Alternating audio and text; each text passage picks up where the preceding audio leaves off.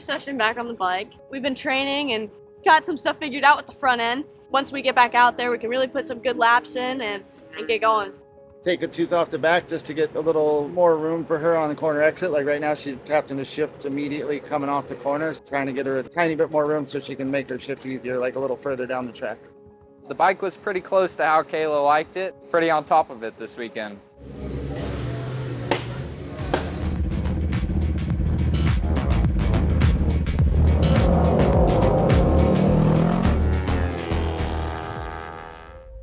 Barber always presents a pretty unique challenge as far as setting up the bike because we tend to get a lot of chatter here. Get him up into that top 10. That's the goal. Get him up inside of the top 10 and see if we can get him comfortable. We're working on trying to get Aiden a little bit better feel. Understeering a little bit here and there. So we're kind of just playing around with some things and come up with something for tomorrow. I kind of feel like the underdog. I'm only one on Yamaha R3, so it kind of gives me a little boost of confidence to do better than all these other guys. Once we get this thing dialed, we get Aiden comfortable on it, people are going to be buying Yamaha R3s, I think, at the end of this thing. P2 on the grid, so I mean, everything's rolling really good. The bike feels great. We'll see what the weather does today. It might be a rain race.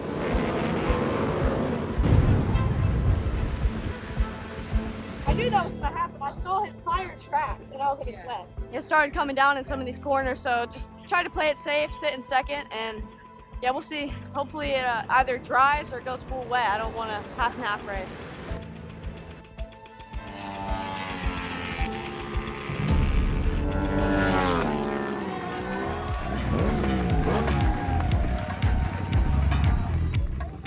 She raced her butt off. She ended up finishing second.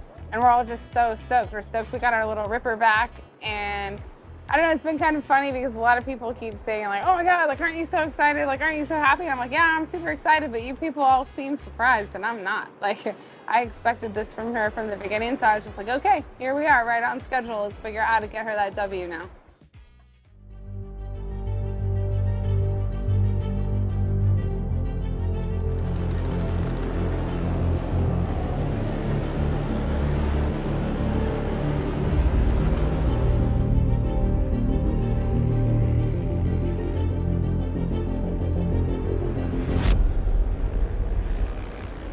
So in Charlottesville, sadly, I got taken out. Kept the bike straight up, tried to get back on track. I think I came back on track 30th and passed in people. Kept my chin up. It is what it is. Yeah, you know, it's racing, it's gonna happen. And today it just wasn't my day, so. Rubbin's racing, as you can see here. Somebody tried to ride on top of AC today. Could have been the other rider's face here. Definitely tired. We'll get this bike turned around, we'll get it cleaned up again. Get the other tail section all sorted out and mounted up and be ready to go for tomorrow. A lot of people would have just rode it in easy, but he definitely kept his head down and he kept pushing and he was doing good lap times and trying to make up as many positions as he can. And that's so important in instances like that. Even if we don't get the finish we want, there's still something to be learned out there about the rider, about the bike, and he did a great job. We're stoked with him like always.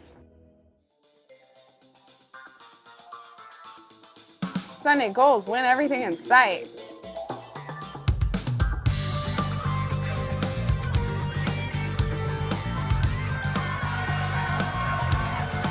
This is exactly what I expected out of her, and I expect her to keep climbing up until we get that win.